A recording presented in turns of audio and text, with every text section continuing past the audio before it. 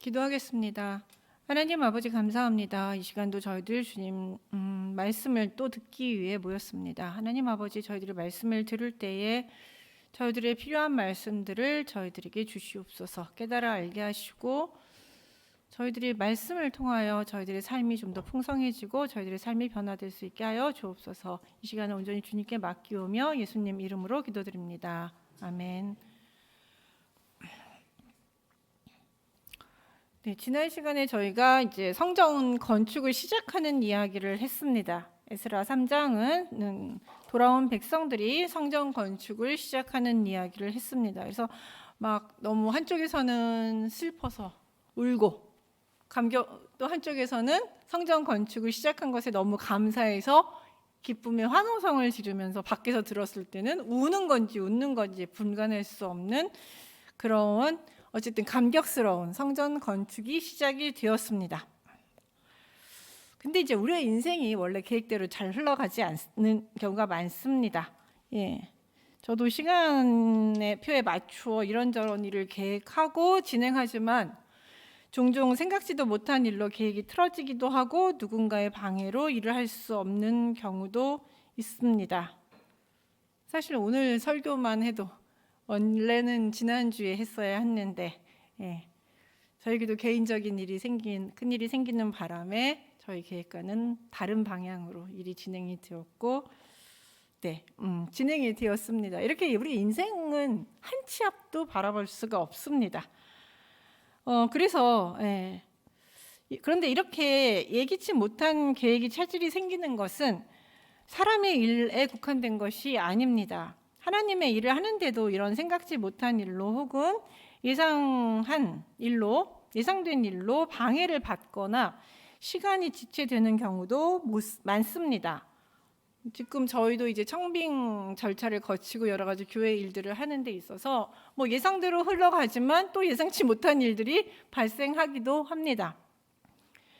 우리는 흔히 하나님이 계획하시고 하나님이 허락하신 일이라면 하나님의 돌보심과 역사하심으로 인해 일이 매우 순탄하게 진행될 것이라고 생각을 합니다. 그런데 하나님의 일도 종종 어려움에 부딪혀 좌절하고 정말 이것이 하나님의 계획인지 의심이 되는 상황도 생기게 됩니다. 하나님의 일을 해보신 사람이라면 다 이런 경험들을 해보셨으리라고 생각합니다. 오늘 읽은 에스라 4장이 바로 이런 경우입니다. 성전 건설을 시작한 지 얼마 안 돼서 주변 민족들의 방해가 시작이 됩니다. 본문은 이들을 유다와 베냐민의 대적이라고 1절에서 부르고 있는데 이들은 아주 오랫동안 이스라엘 공동체를 상당히 괴롭힙니다. 이제 지금부터 시작해서 20년 넘게 아주 오랫동안 괴롭힙니다. 이 대적들은 주로 사마리아 사람들로 북쪽 이스라엘이 아수르에게 멸망한 뒤 아수르가 강제 이주시킨 민족들과 그 땅에 있던 백성들이 이제 같이 결혼해서 생긴 혼혈인들입니다. 그런데 이들은 우리도 너희와 같이 건설하게 하라라고 하며 성전 건설에 참여하겠다고 제안을 합니다. 말은 제안인데 좀 강력한 요구예요. 우리도 꼭 참석하게 해달라 이런 식의 제안을 합니다. 그 이유는 자신들도 아수르에 의해 이곳에 온 뒤로 하나님께 계속해서 제사를 드렸기 때문이라는 것입니다. 하지만 이에 대해 스룹바벨과 유다인들은 3절에서 우리 하나님의 성전을 건축하는데 너희는 우리와 상관이 없느니라. 바사왕 고레스가 우리에게 명령하신 대로 우리가 이스라엘 하나님 여호와를 위하여 홀로 건축하리라고 하면서 이제 거절을 합니다. 이 제안을. 근데 유다인들과 같은 하나님을 섬기니까 함께 성전을 짓겠다는 이런 사마리아인의 제안을 왜 유다인들은 거절을 했을까요? 같이 화합해서 지으면 더 빠른 시간 안에 갈등 없이 성공적으로 할 수 있는데 왜 이런 제안을 거절을 했을까요? 사실 이 거절로 인해서 많은 갈등들이 생기고 어려움들이 생기기 시작했거든요. 이제 스룹바벨은 고레스가 그래서 거절한 이유는 오직 유다인들에게만 성전을 지으라고 명령한 것이기 때문에 다른 민족의 참여는 곤란하다며 사실 거절을 했습니다. 홀로 짓겠다 이렇게 하면서 이는 대적들과의 갈등을 줄이기 위해 고레스 왕의 명령이라는 핑계를 댄 것뿐입니다. 사실 표면적 이유인 것뿐이고요. 이를 거절한 근본적인 이유는 종교적 순수성을 지키기 위해서입니다. 즉 여호와만을 섬기기 위해서라는 것이죠. 열왕기하 17장 33절에 따르면 이와 같이 저희가 여호와도 경외하고 또한 자기의 신들도 섬겼더라라고 하면서 그 사마리아에 이주했던 사람들이 여호와만을 섬긴 것이 아니라 자신의 신과 여호와를 함께 섬긴 혼합주의였다고 설명을 하고 있습니다. 즉 이들이 우리도 하나님을 섬겼다라고 한 것은 그 전부터 섬겼다라고 한 것은 하나님도 섬긴 거죠. 자기의 신도 섬기고 이 신도 섬기고 저 신도 섬기고. 고대 근동 사회에서는 다신 사회였기 때문에 이런 종교가 사실 더 정상적으로 보이고 일반적이고 보편적인 모습이고 오직 하나님만을 섬기는 그 종교의 모습이 더 특이하고 유일한 모습이기도 했습니다. 그래서 이제 혼합주의였기 때문에 그들이 성전 건설에 참여하면 종교적 순수성을 지키기 어렵기 때문에 거절한 것입니다. 이스라엘이 멸망한 이유는 여호와만 섬기라는 하나님의 말씀을 어기고 하나님과 바알과 각종 가나안의 신들을 섬긴 종교 혼합주의였음을 바벨론 포로를 통해 뼈저리게 경험한 귀한 자들은 간신히 하나님의 자비로 돌아왔음을 기억하고 또한 하나님의 백성으로서의 순수성을 보여주기 위해 족보, 지난번 시간에 저희들이 봤던 에스라서 2장에 나온 그 긴 족보를 통해서 나는 순수한 유다인이고 하나님의 백성이다 이런 것까지 증명을 했잖아요. 그렇게 증명도 한 마당에 또다시 혼합주의로 빠지는 어리석은 행동을 하지 않기 위해 스룹바벨과 이스라엘 백성은 주변 민족과의 갈등과 어려움을 각오하고 이런 결정을 내린 것입니다. 하지만 이런 신앙적 결단으로 인해 유다인은 심각한 어려움에 직면하게 됩니다. 같이 하면 좋지 않겠느냐? 같이 해서 우리가 원하는 대로 예수님 하나 여호와만 섬기는 성전을 만들 수 있지도 않겠느냐? 이렇게 생각할 수도 있을지 모르겠어요. 순진하게. 하지만 지분을 참여하면 권리도 주당합니다. 세상에 공짜는 없습니다. 우리도 함께 참여하겠다. 우리도 돈을 대겠다. 우리도 노동력을 대겠다고 하면 짓고 나면 어떻게 했어요?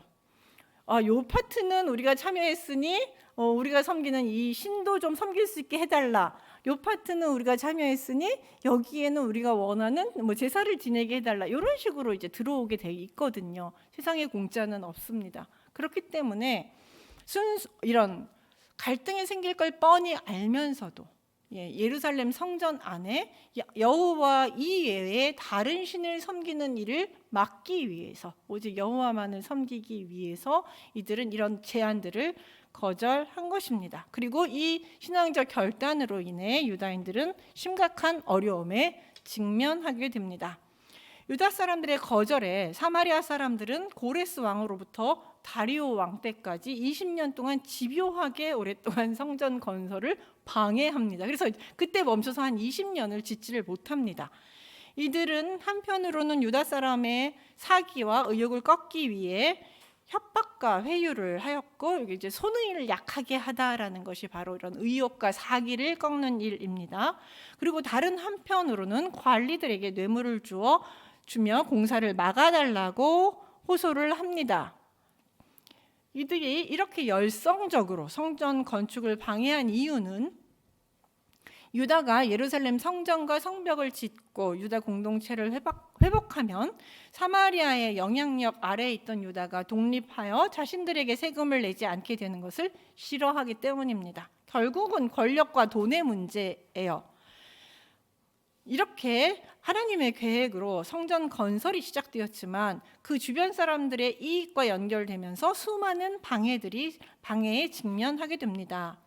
6절, 7절에서는 가장 대표적인 세 번의 방해가 이제 언급이 나오는데 아까 첫 번째 읽은 것이 아하수에로 왕 때의 방해이고 두 번째가 아닥사스다 왕 때 비슬람과 미드르닷과 다부엘의 고소장 등의 이제 고소 편지를 올린 것 그다음에 이제 세 번째 방해가 아닥사스다 왕 때 방백 르흠과 서기관 심세와 그의 동료들이 올린 고소장의 글, 이렇게 세 가지가 이제 여기 언급되고 있습니다. 근데 이제 여기서 보시면 이 세 개의 고소 사건은 모두 성전 건설을 방해하는 고소장이 아니라 성벽 건설을 막는 고소장이에요. 그러므로 이제 4장은 성전 건설과 성벽 건설을 하나의 사건으로 보고 있습니다. 두 개의 다 별개의 사건으로 보지 않고 성전 건설을 하는 것을 방해하는 것, 혹은 성벽 건설을 방해하는 것이고, 성벽 건설을 방해하는 것이고, 성전 건설을 방해하는 것입니다. 왜냐하면 에스라 느헤미야서는 성전 건설과 예루살렘 성 전체를 하나의 하나님의 도성이라는 개념으로 보고 있거든요. 그래서 둘이 다른 것이 아니라 하나입니다. 그래서 성전 건설을 방해를 합니다라고 얘기해놓고 나머지 세 개의 고발장, 심각한 고발장의 예는 성벽 건설에 대한 예를 들고 있습니다. 그리고 이제 시대적으로 보면 이게 조금 헷갈리실 수 있는데, 이런 거는 여러분들이 상식적으로 기록을 해놓으시면 좋은데, 왕이 고레스 다음에 캄비세스 왕이 있습니다. 그 다음에 세 번째가 다리오 왕이고, 그 다음에가 아하수에로 왕이고, 그 다음에 아닥사스다 왕 순으로 되어 있어요. 그러니까는 성전 건설은 고레스부터 시작해서 캄비세스 다리오 때까지 딱 이루어져서 다리오 2년에 이루어지고요. 그 다음에 이제 아하수에로 왕이 등장합니다. 아하수에로는 에스더의 남편이죠. 에스더 왕후의 남편이고, 그 다음에 이제 아닥사스다 왕이 등장하는데, 이 아닥사스다 왕 때 에스라하고 느헤미야가 귀환을 합니다. 시간 순서는 이렇게 되어 있습니다. 그러니까는 이런 순서를 가지고 있지만, 어쨌든 오늘 우리가 읽는 이 본문에 있는 고발장은 아닥사스다 왕 때 올린 고발장, 성벽 건설을 막는. 그러니까 우리 성경으로 보면은 사실은 느헤미야 때 올려진, 아니면 그 이전에 느헤미야가 오기 직전에 올려진 고발장이라고 보시면 됩니다. 사실 느헤미야가 성벽 건설을 하러 오기 전부터 건설을 위한 계속 추진을 했었는데, 계속 이런 방해 때문에 추진을 그러니까 방해받아서 스톱하고 방해받아서 스톱하다가 결국 느헤미야가 아닥사스다 왕의 후원을 입고 완성했다고 볼 수 있습니다. 그러니까 그렇게 그 시대에 올려진 고발장 중에 하나라고 보시면 됩니다. 수많은 고발장이 올라가는데 4장에서는 그 중에서 가장 강력하고 가장 대표가 되는 고발장 하나를 저희들에게 소개해주고 있는 것이죠. 그리고 이 고발장의 특징은 아람어로 되어 있습니다. 왜냐하면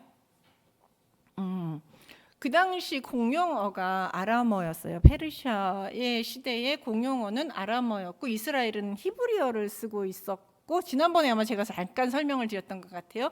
이스라엘은 히브리어를 쓰고 있었고, 공용어는 아람어였습니다. 그런데 그래서 이제 이 왕에게 보내는 편지, 그리고 왕이 보내주는 다시 답장은 전부 아람어로 기록이 되어 있습니다. 그리고 오늘 느헤미야 때 읽었던 본문에 나와서 율법을 읽었잖아요. 율법을 읽을 때 그 율법은 히브리어로 읽었고요.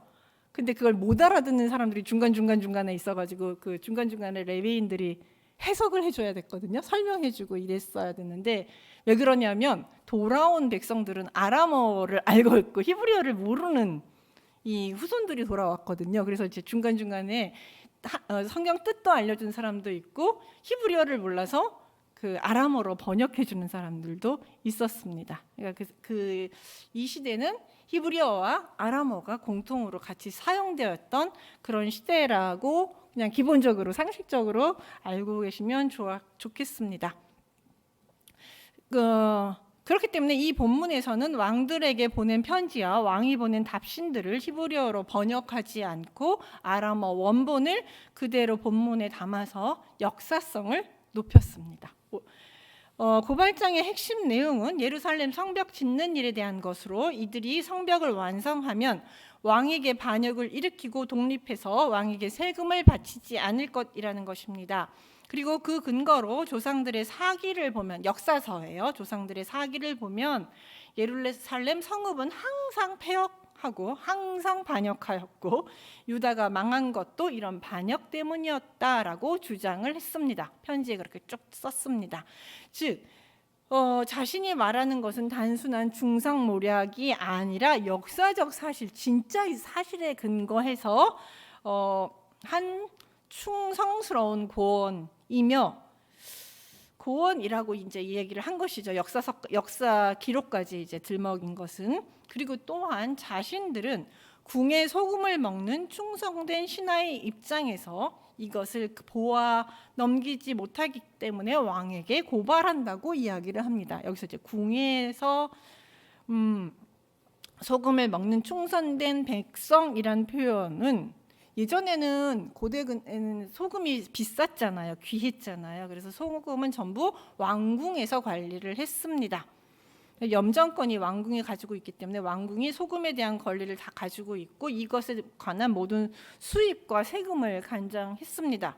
그리고 여기서 월급도 관리들의 월급도 소금으로 줬죠. 거기서 나온 게 샐러리라고 저희가 알고 있죠.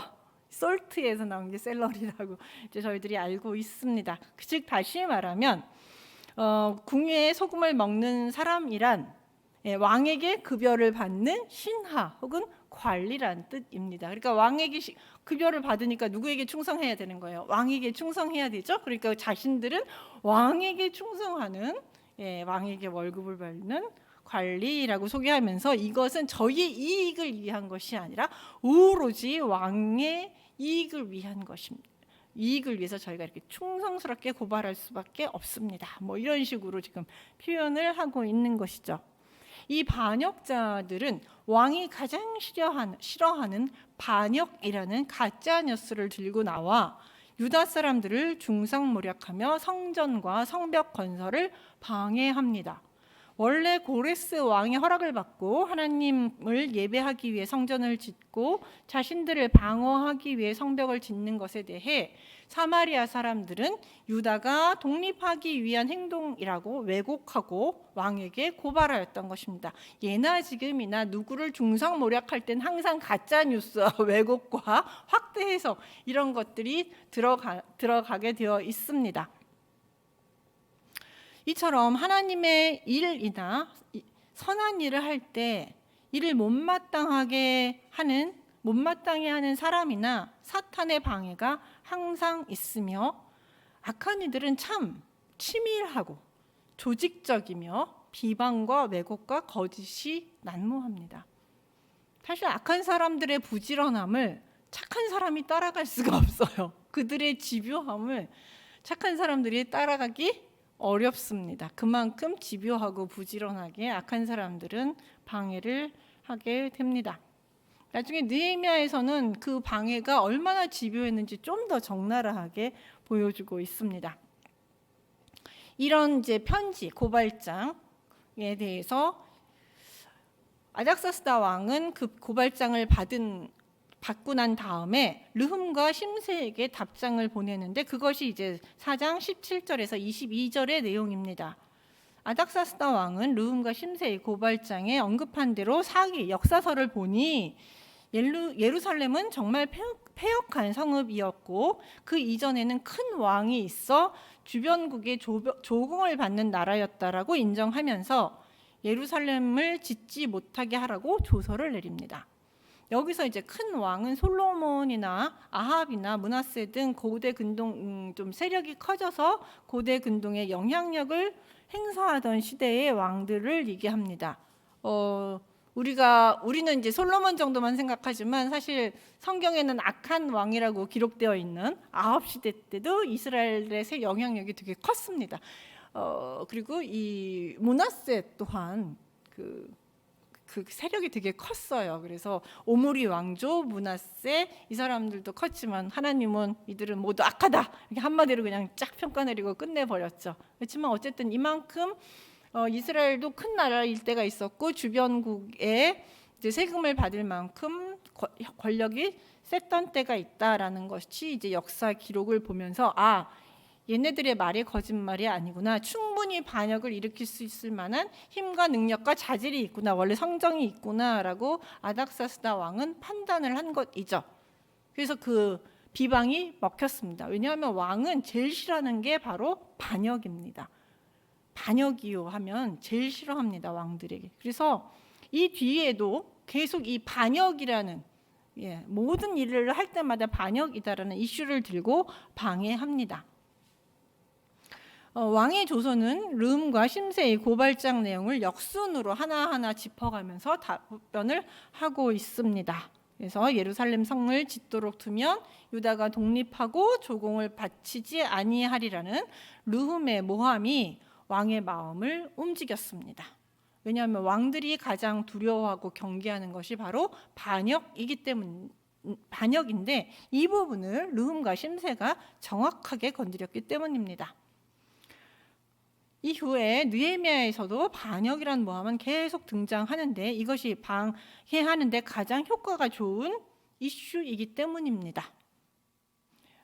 그렇기에 왕은 자세한 상황도 알아보지 않고 적대자들의 말만 듣고 예루살렘 성을 건축하지 못하게 하고 다시 조서를 내릴 때까지 기다리라고 하면서 르훔과 심세에게 이 일을 맡깁니다.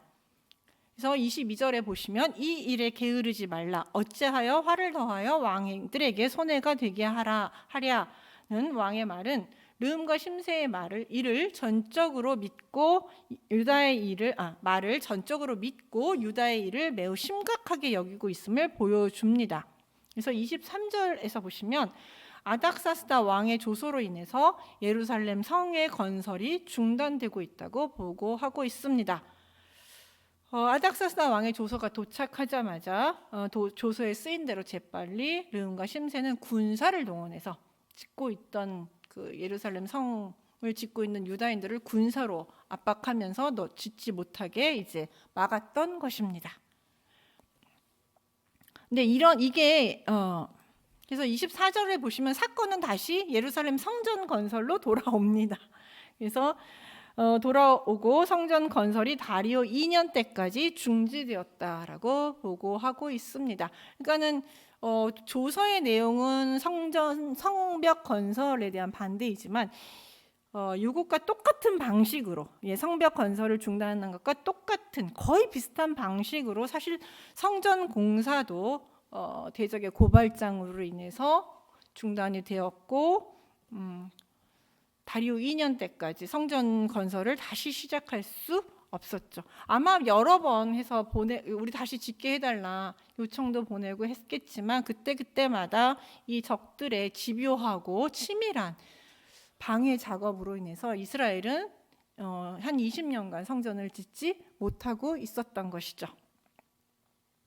하나님의 계획으로 하나님의 인도하심으로 시작된 이스라엘의 귀환과 예루살렘 성전의 건축이라는 희망찬 구원의 이야기가 주변에 있던 힘 있는 대적들의 조직적이고 치밀한 방해에 의해 중단되고 좌절될 위기에 처하게 되었습니다. 이렇게 하나님의 뜻과 계획이라고 확신하며 시작된 일도 중간중간에 벌어지는 예기치 못한 일과 이 일이나 나를 싫어하는 사람도 있지만 꼭 나를 싫어하는 사람도 있어요. 방해받고 계속 괴롭힘을 받을 수 있습니다. 이런 일은 비일비재합니다. 우리도 한두 번 경험한 게 아니죠. 이게 선한 일, 내가 선하게 하려고 해도 나를 계속 끊임없이 괴롭히면서 방해받고 내가 그 일을 내가 할까 말까 좌절하다가 또다시 하고 아니면 좌절하기도 하고 이런 일들은 우리 삶에서 사실 비일비재합니다. 심지어 사탄은 예수님도 시험하셨죠. 예수님도 하나님의 일을 하지 못하게 사탄이 방해하고 유혹하였고 예수님을 가장 사랑한다고 고백하던 베드로도 예수님이 십자가에 죽으심으로 우리에게 구원을 주실 계획을 막으려는 시도도 했습니다. 물론 예수님께서는 잘 거절하셨고 그들의 방해 공작에 넘어가지 않으셨지만 그래도 어쨌든 이런 방해들은 항상 있다라는 것이죠. 물론 베드로는 예수님을 방해한 거는 그 사건을 잘 모르고 한 일이지만, 이렇게 우리가 하나님의 일을 할 때 혹은 선한 일을 하려고 할 때 다양한 방해들이 있습니다. 그러나 우리는 믿음이 연약하기에 하나님의 일을 하는데 방해가 있다고 이상스럽게 생각하거나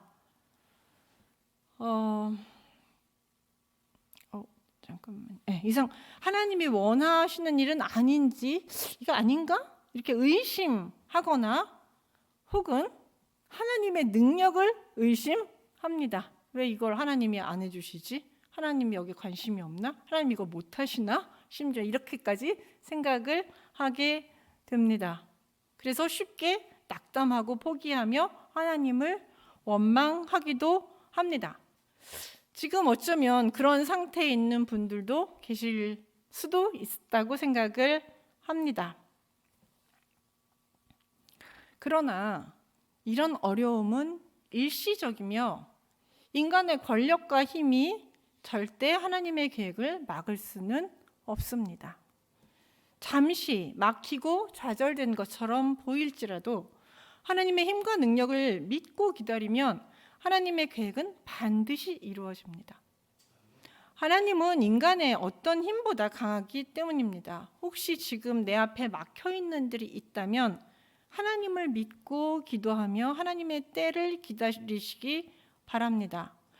이런 어려운 때 우리에게 필요한 것은 하나님이 반드시 이루어 주실 것이라는 믿음과 인내입니다. 어쩌면 이런 방해와 어려움을 주신 이유는 하나님의 도우심과 힘을 기다리는 동안 하나님을 더욱더 믿고 의지할 수 있는 믿음을 키우라고, 그리고 하나님을 더욱더 믿고 의지하는 인내를 키우라고 우리를 교육시키기 위해서 그러한 시간들을 주시고 어려운 시간들을 저희들에게 주시라고 생각을 합니다.